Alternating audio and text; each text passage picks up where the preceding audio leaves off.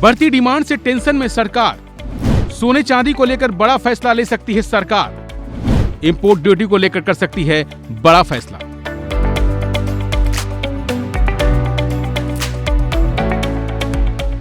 क्या इस बार बजट में आपकी पसंदीदा धातु सोना आपकी पहुंच से दूर होने वाला है? क्या चांदी की चमक मध्यम वर्ग की जेब को झुलसाने वाली है? बजट 2026 से ठीक पहले आ रही ये खबरें आपको चौंका सकती हैं। रिकॉर्ड आयात और गिरते रुपए के दबाव के बीच सरकार सोना चांदी पर इंपोर्ट ड्यूटी बढ़ाने की तैयारी में है। जी हां, आपने बिल्कुल ठीक सुना, सरकार सोना और चांदी पर इंपोर्ट ड्यूटी बढ़ाने की तैयारी में है।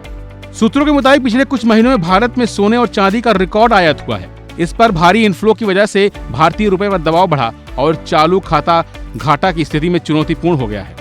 रुपए को सहारा देने के लिए गैर जरूरी आयात को रोकने के लिए सरकार इंपोर्ट ड्यूटी में इजाफा कर सकती है। फिलहाल सोने पर प्रभावी बेसिक कस्टम ड्यूटी काफी कम है, इसे बजट में फिर से बढ़ाया जा सकता है। वैसे साल 2025 में भारत का सोना आयात करीब 59 अरब डॉलर तक पहुंच गया, जबकि चांदी का आयात सालाना आधार पर 44% बढ़कर लगभग 9 अरब डॉलर रहा। इतनी बड़ी मात्रा में आयात से विदेशी मुद्रा पर दबाव पड़ा है और रुपए में कमजोरी देखी जा रही है। दोनों कीमती धातुओं का भारत के कुल 750 अरब डॉलर के आयात बिल में लगभग 9% हिस्सा था। फिलहाल सोना चांदी पर देश में 6% इंपोर्ट ड्यूटी लागू है। पहले यह दरें 15% तक थी। तो अगर ड्यूटी बढ़ी तो घरेलू बाजार में सोने और चांदी की कीमतें रातों रात उछल जाएंगी। शादी ब्याह के सीजन में यह खबर परिवारों के लिए बड़ा झटका है। ज्वेलर्स का मानना है कि इससे मांग में कमी आ सकती है और ग्रे मार्केट यानी सोने की तस्करी को भी बढ़ावा मिल सकता है। आम आदमी जो सोने को सुरक्षित निवेश मानता है, अब उसके लिए निवेश करना और भी महंगा हो जाएगा। वहीं दूसरी तरफ अर्थशास्त्रियों का कहना है कि सरकार के पास रुपए की गिरावट रोकने के सीमित विकल्प हैं।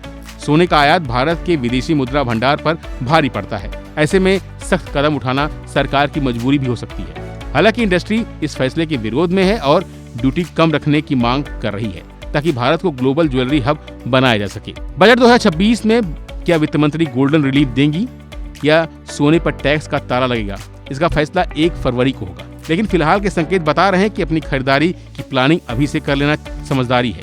हालांकि इतिहास बताता है कि आयात शुल्क बढ़ाने से सोने की मांग पर अंकुश लगाने में कोई खासा सफलता नहीं मिली है। अगस्त 2013 में भी सोने पर आयात शुल्क को 2% से बढ़ाकर 10% किया गया था, तब भी मांग बनी हुई थी।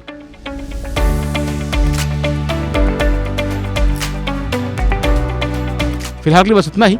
बाकी अपडेट बने रहिए वन इंडिया हिंदी के साथ। Subscribe to One India and never miss an update. Download the One India app now.